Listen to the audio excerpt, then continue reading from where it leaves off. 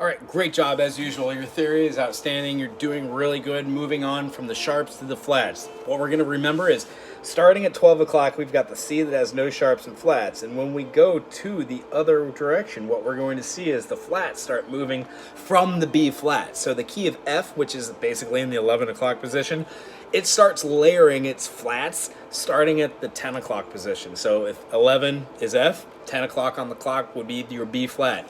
You go around the circle being able to say F, B, E, A, D, G, just like that, then C. So it goes in fourths this way and fifths this way. So in the key of A, you've got four sharps. You know that those four sharps are F sharp, C sharp, G sharp, and D sharp. Therefore, in the key of F, when you go the other way, the key of F has one flat. That's B flat. That's where it starts layering. The key of B flat has two flats. One of those is B flat, the next one is E flat, so on and so forth, down to the point where you get to like D flat that has five flats. You start with the B flat, just like in the sharps, you would start with the F and go that way. Well, in the key of D flat, you've got five flats, so it starts with the B flat. So in the key of D flat, you've got B flat, E flat, A flat, D flat, and G flat. Now, if I go too fast, you can slow me down up here, but I'm pretty sure you follow that, yeah? So, here we are. What we worked on today was making our major sevenths and dominant sevenths. You'll just know them as being C major 7 and C dominant 7.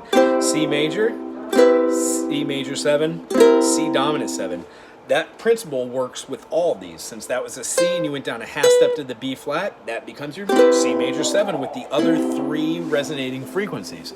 If you go down a whole step from that C, you get your C dominant 7, which gives it a distinctive sound. Just like if you were to play F major, here's your F. Now you could go from F to E and get that sound, but what we want to do is keep that F major and then play the F at the 5th fret on the C string. When we do that, if we lower that a half step, just like we did with the C, but we're in F, you get an F major 7. If you lower that a whole step, which is 2 half steps away from F, E sharp, or F flat, which isn't real, but it's E. So F, E, D, or E flat, D sharp, either one.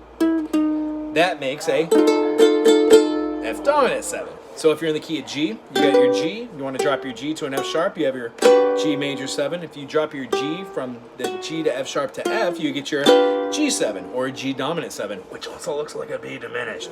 If you had an A major, you would keep your C sharp. You would drop your A down to a G sharp, and you would have a major 7. If you drop that A from a G sharp to a G, you would have a A7 or a dominant 7. Thusly, there are 3 more or 4 more that you could get. We did one of them today in practice, which was a B. By dropping the B to a B flat, you get a B major 7, which has a distinctive different tone. If you were to drop that B flat and play an open A over the top, you are going a whole step away from B, so your B major to B major 7 becomes a B dominant 7 by simply not playing the open A string, or simply not playing the top string on any fret and keeping it open.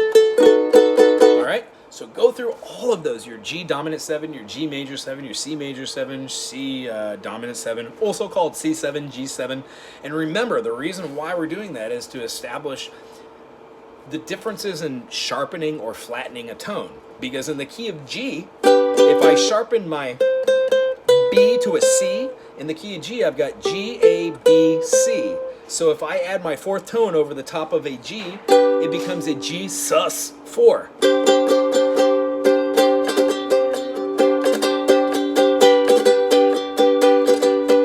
G sus, G major.